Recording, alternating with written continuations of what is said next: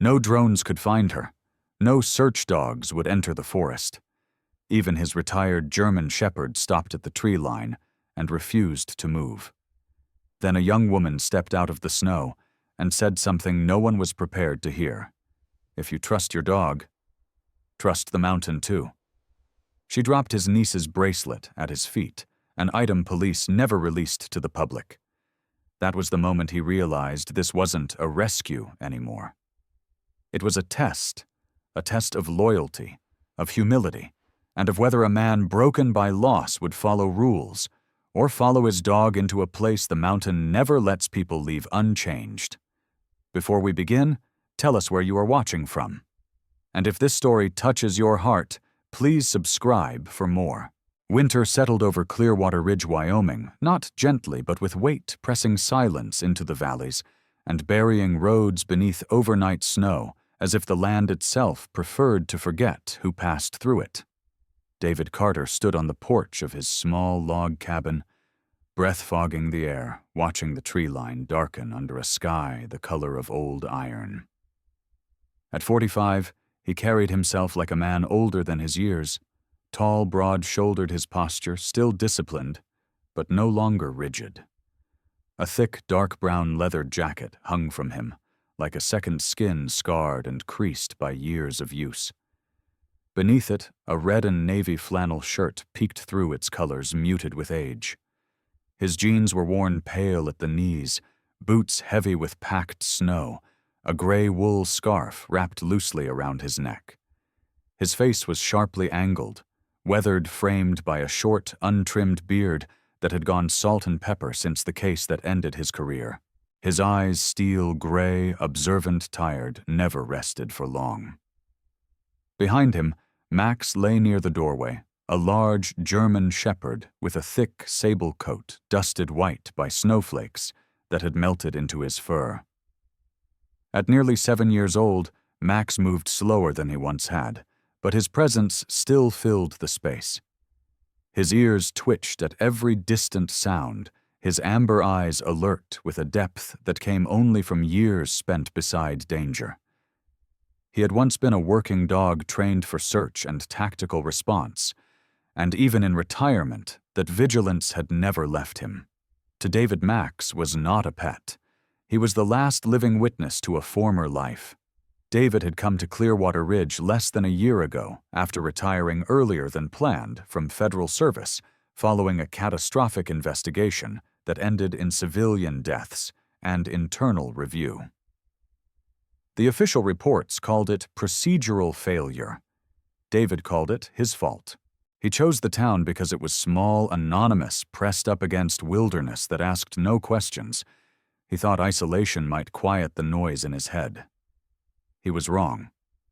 Emily Carter arrived 3 weeks before the storm, his niece by blood, but closer than a daughter by circumstance.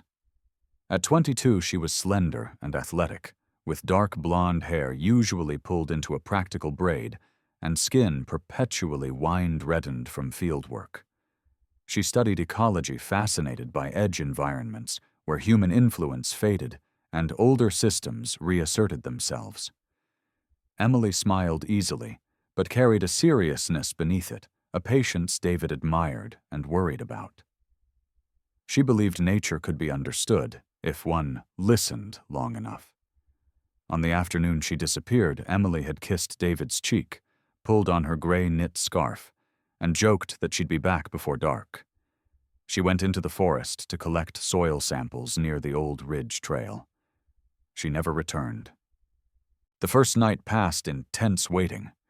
By morning, concern hardened into fear.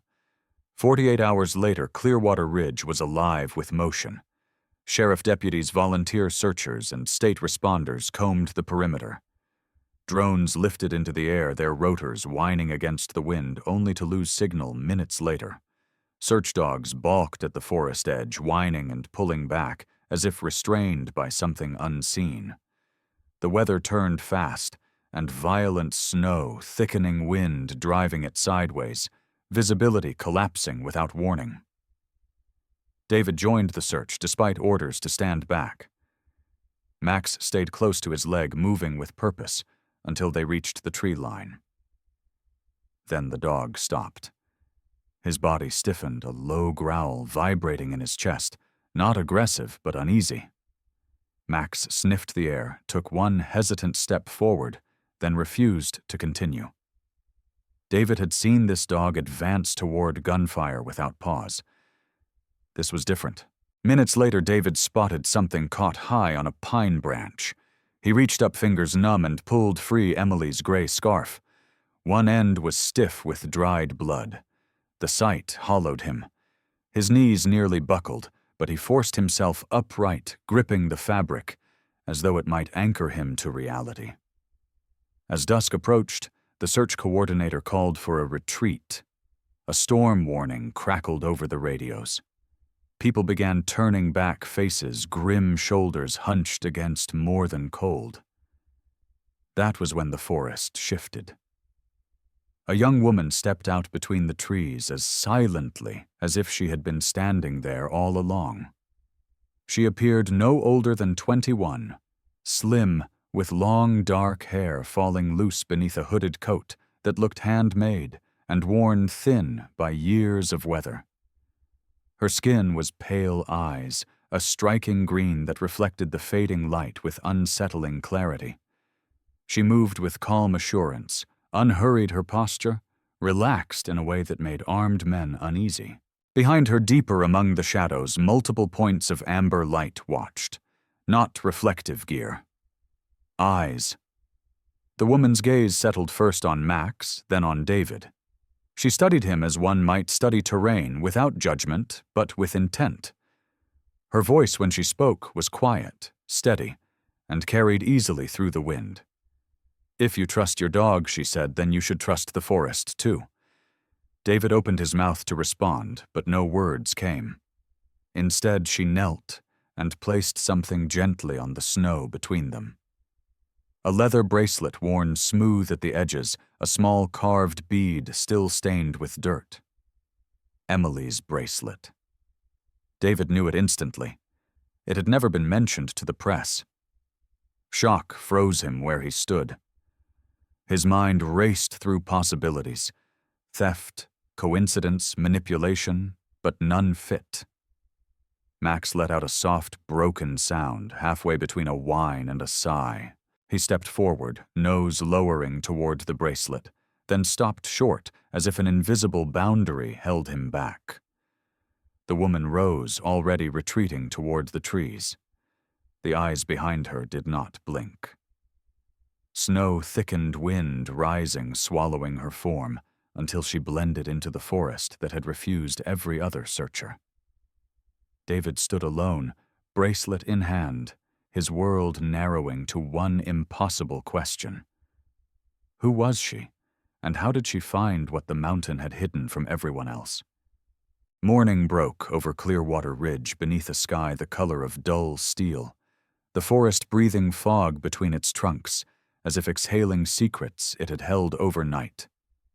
David Carter did not sleep. He sat at the small pine table inside his cabin, Emily's leather bracelet lying between his hands like a fragile truth that might shatter if touched too hard. The storm had passed, but left the air brittle and sharp, every sound amplified by snow. His jaw ached from clenching it through the night, the habit of a man trained to endure uncertainty by tightening his grip on control. 45 years had taught him to trust systems, procedures, verifiable evidence. Yet the bracelet existed, and no report could explain how it came to rest at his feet. Max paced near the doornails, clicking softly against the wood. In daylight, the German shepherd looked older, the gray in his muzzle more pronounced, the scars beneath his thick coat, faintly visible where fur parted. His body language was wrong, restless, but not anxious alert without urgency. He stopped, often lifting his head as if listening for something David could not hear. When David rose and pulled on his leather jacket, Max was already waiting, tail low, eyes intent. They found Clara Reed, where the tree line bent inward, her small cabin tucked into the slope, like something grown rather than built. She stood outside, splitting kindling movements, economical and practiced. In the clear light, David could see her more clearly. Clara was slender, but strong, her posture straight, her hands calloused knuckles, scarred in a way that suggested years of outdoor labor. Her dark hair hung loose down her back, wind-tangled, and her pale skin carried the weathered look of someone who lived without shelter from the elements. Her eyes, a sharp green, held neither fear nor apology when she met David's gaze. "You came," she said, not surprised. "I need answers," David replied. His voice was calm, measured the tone he once used in interviews, when anger would only cloud the truth. Clara nodded once and turned toward the forest without further invitation. "Then you follow," she said. "Not the trails." David hesitated only a moment before stepping after her. Max moved between them, nose low, tail still. The ground beneath the trees felt different, softer, uneven, in ways the maintained paths never were. Within minutes, David realized they were moving through terrain absent from any map he had studied. The forest closed around them, sound dampened the world, narrowing to breath and footfall. As they went deeper, Max's behavior changed. He paused frequently, circling small patches of snow where no footprints showed, sniffing intently at what appeared to be emptiness.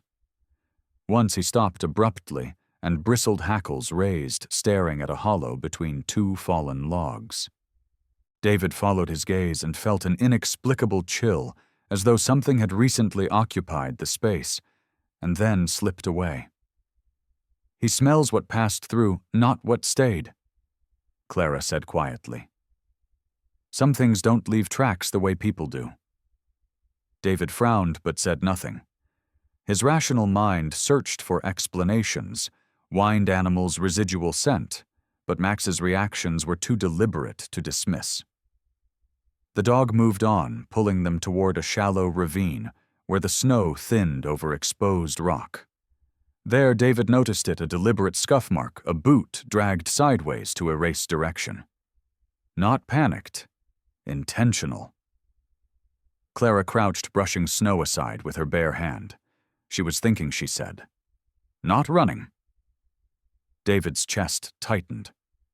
He pictured Emily as he last saw her, focused, composed, her brow furrowed in concentration rather than fear. The idea that she had not fled blindly, but acted with purpose, sparked something unfamiliar in him, hope edged with dread. They paused near a stand of younger pine's trunks, scarred with old blazes nearly swallowed by new growth. Clara leaned against one tree, studying David with an appraising calm. "I grew up here," she said. "Before the company came, before the fences." She told him her family had lived along this ridge for generations, long before Clearwater Ridge had a name on state maps.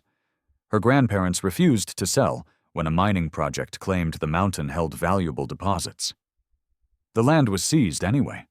Her family was pushed out. The cabin burned, the forest cut open, and left wounded. They called it progress. Clara said, her voice steady but tight beneath the surface. But the mountain remembers who took from it, and how. David listened, his skepticism eroding, not through belief, but through recognition. He had seen the same language used to justify harm in cities far from here. He had once believed the law could correct all of it. Max suddenly froze again, nose pressed to the base of a birch. David followed and saw what Max had found, a series of shallow marks in the bark. Not random scratches, but deliberate notches. Below them, 3 stones arranged in a rough triangle. Emily's work, David realized. He remembered her excitement describing indigenous trail signs during dinner weeks earlier, how symbols could convey direction warning intention. He had nodded politely, then half listening. Now the knowledge struck him with painful clarity. "She's leaving messages," he said hoarsely. "Yes," Clara replied, "and she expects you to read them." The realization cut deep. Emily was not a helpless victim waiting to be found. She was navigating, adapting, communicating under pressure. Pride and fear warred in David's chest. He had come to this mountain to escape responsibility. Now it demanded his full attention. They moved on, until the forest thickened light, thinning to a green-gray haze. David felt the pull of uncertainty again, the urge to retreat to protocols and radios and backup. But each time he glanced at Max, saw the dog's unwavering focus, the urge weakened. Max trusted the path he could not see. For the first time in years, David allowed himself to follow without controlling every step. Clara stopped near a narrow creek water, barely moving beneath ice. She turned to David. "The forest doesn't help people who only take," she said. "It helps those who listen." David looked at the signs again, at Max's steady form, at the trail Emily had shaped, with intention rather than fear. He exhaled slowly, something inside him, loosening. Faith, he realized, was not the absence of doubt, but the choice to move despite it. Behind them, the wind rose, carrying the low hush of the trees. Ahead, the signs continued faint, but deliberate. Emily was still moving, still thinking. And David, for the first time since losing her, believed he might reach her if he was willing to trust more than what he could prove. The sky darkened, early clouds stacking low over Clearwater Ridge. As the temperature dropped again, the kind of cold that sharpened thought and stripped illusions bare.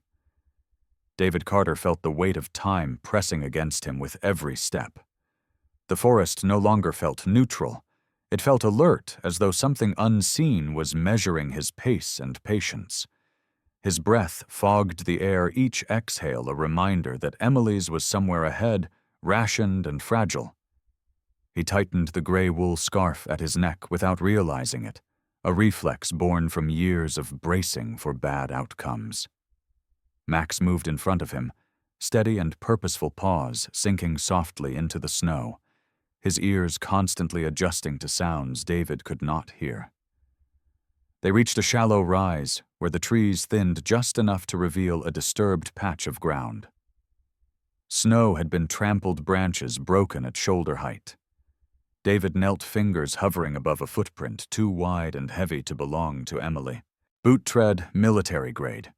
He knew it instantly. His stomach turned. "She didn't walk into this," David said, voice low. "No," Clara Reed replied. She stood still beside him, her expression hardening. In the muted light, her face looked older, the lines around her eyes deepening with something like recognition rather than surprise. They took her. The realization settled like ice in David's chest. For days he had feared an accident, a misstep, hypothermia. Those fears were simple compared to this. Max growled softly, the sound vibrating through his ribs, then lowered his head to the snow, following a trail that curved deliberately away from the ridge path. David noticed something else. Then Emily's signs had changed. The careful instructional markings gave way to quicker, rougher indicators, arrows scratched, hastily stones stacked without symmetry. She was being moved. They followed the trail until the forest opened into a narrow basin, scarred by old human work. Rusted cables half buried in snow, rotting timbers, the mouth of a collapsed service road, remnants of a mining operation long abandoned. Clara stopped, her shoulders tensing. "This is where it starts," she said. David studied her profile. Clara's calm had sharpened into something more dangerous, focus edged with anger. She looked at the ruins not as artifacts, but as wounds. "Nathan Cole uses these routes," she continued. "He's been moving goods through the mountains for years. People think he's just a name whispered in bars. He's not." David had heard the name. Nathan Cole was a ghost in law enforcement circles, a smuggler who understood terrain better than maps, a man who never appeared where warrants could reach him. David had chased his network once years ago, but the case collapsed when evidence vanished and witnesses recanted. Cole slipped back into the mountains and stayed there.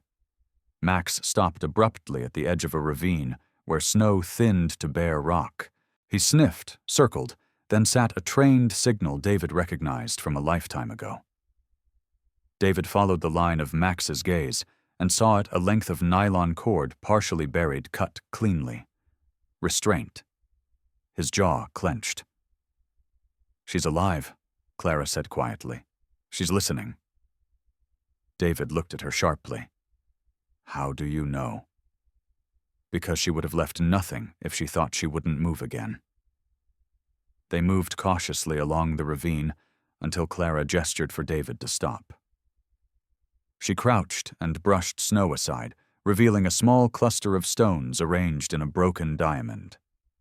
David felt his throat tighten. "Emily's work, not a trail marker in alert. What does it mean?" he asked. Clara closed her eyes briefly. Men with weapons, cameras nearby. As if summoned, a faint mechanical hum drifted through the trees, nearly swallowed by wind. David stiffened. Surveillance. Cole was not hiding anymore. He was guiding them. The truth struck David with brutal clarity. Emily was not the target. She was leverage. "They want you," David said to Clara. She met his gaze without flinching. "I know," Clara explained as they moved. Nathan Cole needed access to the old tunnel network beneath the mountain. A labyrinth carved during early extraction and sealed after accidents made it unprofitable. The entrances were unstable, unmarked, deadly to those who did not know the signs. Clara's family had once guided workers safely through those passages before being forced out. She was the last who remembered the markers: where to step, where not to breathe, where sound itself could trigger collapse. Emily, held somewhere within Cole's reach, had learned quickly. While restrained, she listened. She counted steps, memorized voices, mapped spaces by echo and draft. Emily used what she knew: survival theory, pattern recognition, to prepare for escape or rescue. She left signs when she could even underwatch, trusting that someone would notice. David felt a surge of pride so fierce it hurt. His niece was not waiting to be saved. She was fighting back with every tool she had. They reached a narrow trail that dipped toward the mountainside, the rock face scarred with unnatural symmetry. A disguised entrance, David realized. Clara stopped short. "This is as far as we go together for now," she said. David turned to her, disbelief flashing across his face. "We don't split up. We don't rush into a trap either," Clara replied. Her voice was firm, not unkind. "Cole wants you to bring me. He's watching. He'll move her if we do exactly what he expects." Max paced between them, tension coiling through his body. David crouched, resting a hand on the dog's neck, feeling the steady strength beneath his fur. The clock was ticking. Every instinct screamed to act, to charge forward and tear Emily from whoever held her. But instinct had failed him before. Emily had left signs because she wanted him to think. David exhaled slowly, the sound barely audible. "Then we change the rules." Clara nodded once. Somewhere beyond the rock face, Emily waited, listening, remembering, enduring. And Nathan Cole believed he was the hunter. David Carter knew better now. The mountain did not choose sides lightly, but when it did, it remembered who had come to take and who had come to protect. Time was slipping away, but the game was no longer what Cole thought it was. The wind died first, as if the mountain had drawn a breath and decided not to release it. Snow hung in the air above the abandoned mine flakes, frozen mid-descent, the world locked in an unnatural stillness that made David Carter's skin prickle beneath his leather jacket. The mine entrance yawned from the rock face like a wound that never healed. timbers warped and blackened by decades of cold and neglect. Rusted rails disappeared into darkness, and the smell of old metal and damp stone clung to the air. David felt it then, something shifting beyond fear, beyond urgency. This place was not empty. It was waiting. Max moved ahead of him, body-low muscles coiled, every sense sharpened despite his age. The German shepherd's once fluid stride had slowed in recent years, but here in this moment his movements were precise, deliberate, as if memory older than training guided him. David rested a hand briefly on Max's back, drawing steadiness from the solid warmth beneath thick fur. Clara Reed stood a few steps away, her face pale against the dark rock-green eyes fixed on the mine entrance. The calm she usually carried had hardened into something sharper, protective, and fierce. She knew this ground too well. "He's here," she said quietly. Nathan Cole doesn't leave bait unattended. A figure emerged from the shadows near the mine's edge, tall and lean, dressed in dark winter gear that blended into stone and snow. Nathan Cole looked younger than David remembered from case files, his hair cropped, short beard trimmed close to a face, marked by angular lines, and an easy, unsettling confidence. His eyes were calculating constantly, moving measuring angles and reactions. He carried himself like a man who believed patience was a weapon.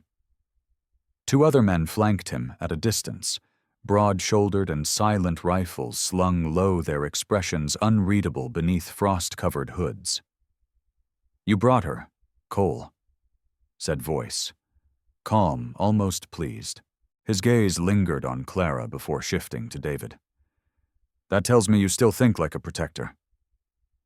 David felt anger surge hot and dangerous, but he kept his voice steady. "Where's Emily Cole?" smiled faintly. "Alive. For now. She's proven resourceful.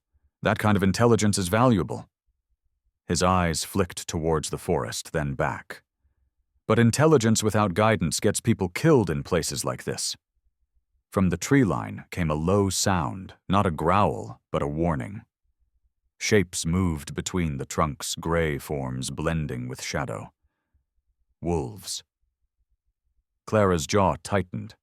She took a step forward, then stopped as Cole raised a hand. "You don't want them closer," he said mildly. "Nervous men make mistakes." One of the guards shifted his stance rifle, lifting instinctively. David saw it happen a second too late. A gray shape darted from the trees, fast and silent. The crack of a gunshot shattered the stillness. The wolf stumbled, a dark bloom spreading across its fur before it collapsed into the snow, motionless. Time fractured. The snow stopped falling. Not gradually, instantly.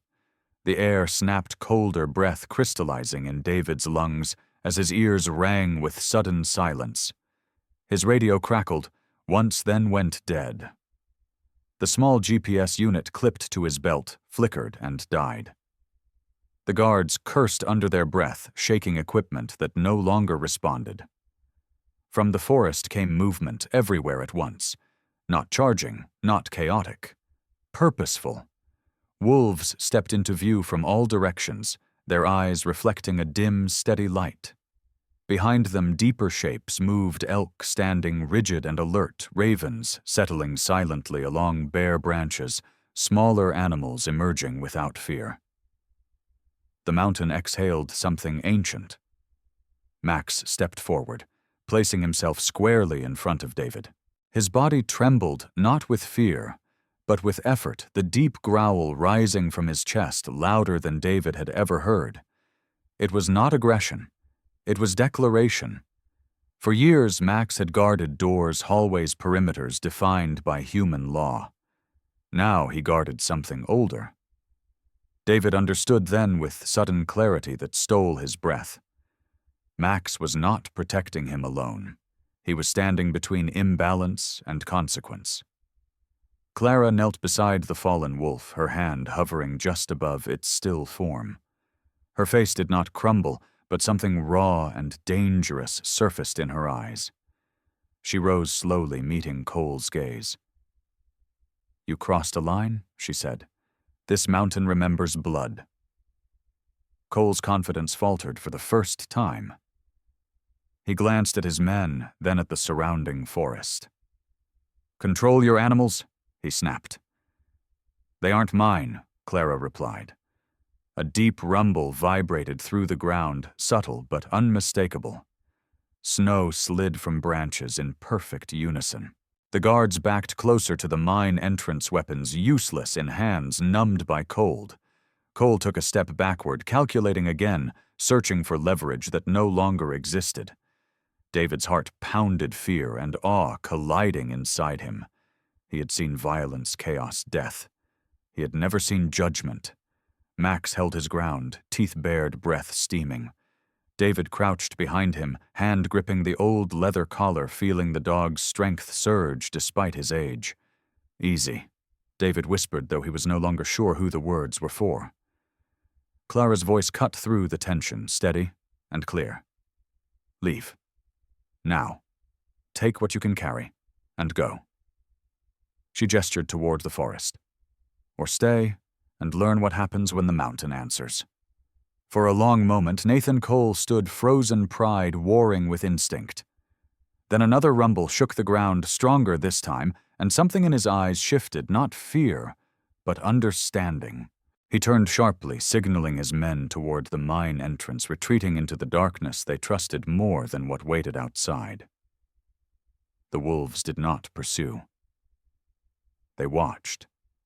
The cold eased just enough for breath to come easier.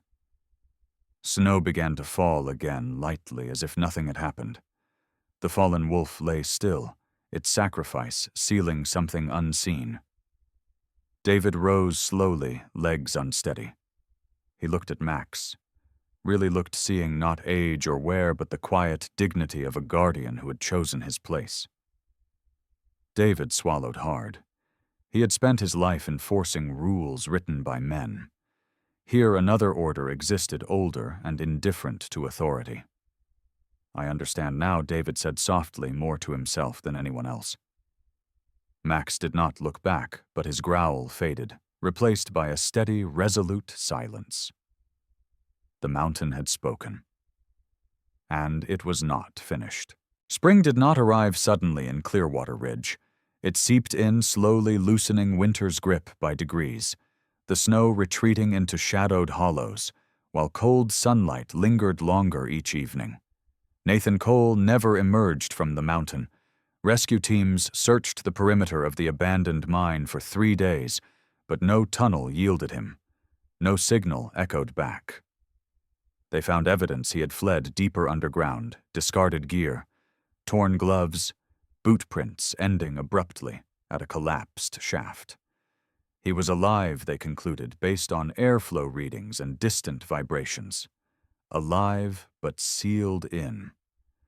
The mountain had closed behind him with careful finality, not in rage, but in judgment.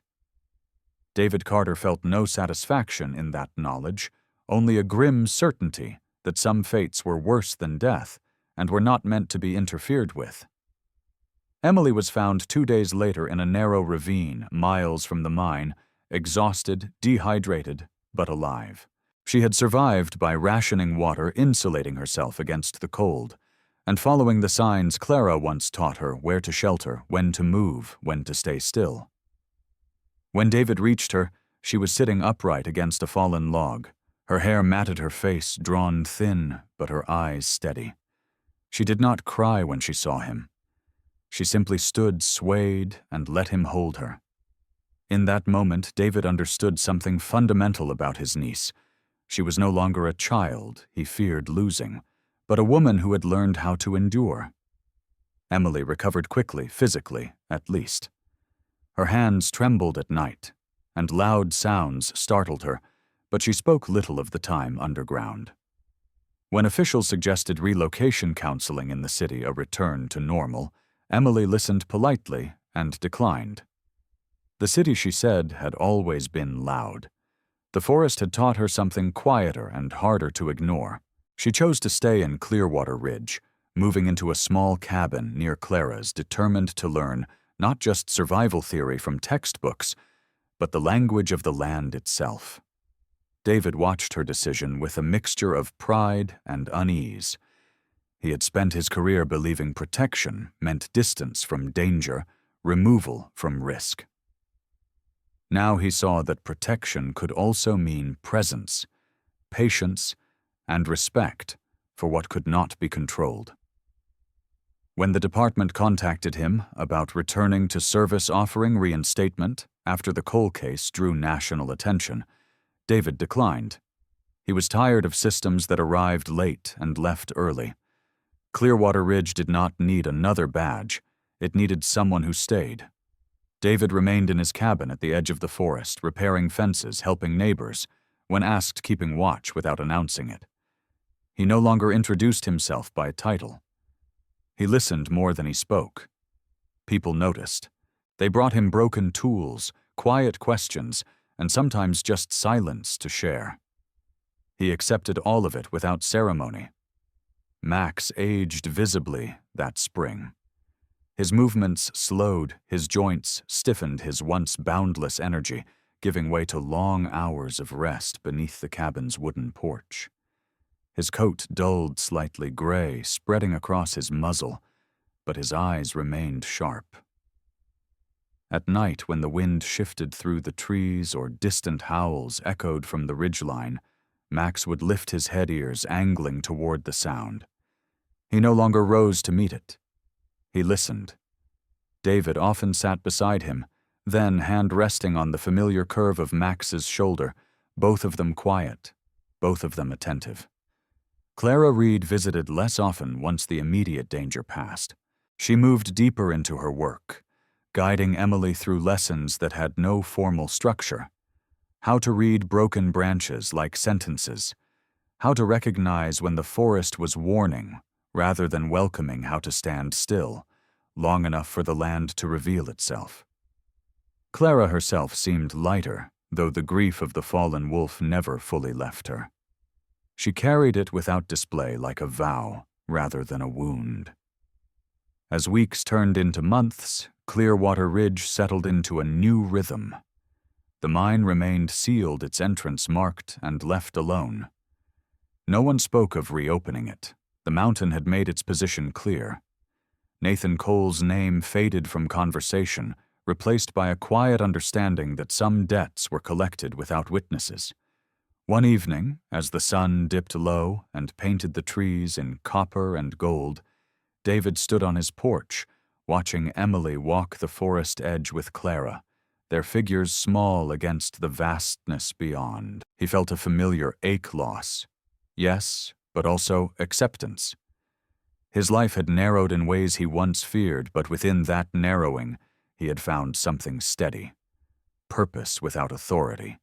Vigilance without violence. Max shifted beside him, letting out a low, contented breath. David smiled faintly and scratched behind the dog's ear, feeling the slow thump of Max's tail against the boards. The forest answered with a distant howl, not a challenge, not a summons, but acknowledgement. David did not reach for a radio that night. He did not calculate response times or contingency plans. He simply listened as the mountain intended. In places like this, law was not written or enforced. It was remembered. And those who remained learned that silence, when chosen with care, could be the truest form of respect. Sometimes miracles don't arrive with thunder or fire. They come quietly through loyalty, humility, and the courage to listen when the world tells us to rush past. This story reminds us that God often works through what we overlook: a loyal dog, a silent forest, a broken man willing to surrender his pride. When human systems fail, when logic runs out, faith begins. Not blind faith, but the faith to trust that we are not walking alone, even in our darkest valleys. In our daily lives, we face moments like this too. Moments when we must choose between noise and stillness, fear and trust, control and surrender. Scripture tells us, "Be still and know that I am God." Sometimes stillness is where the miracle waits. If this story touched your heart, please share it with someone who needs hope today. Leave a comment and tell us where you're watching from. Subscribe to the channel for more stories of faith, courage, and quiet miracles. May God bless you, protect your loved ones, and guide your steps always. Amen.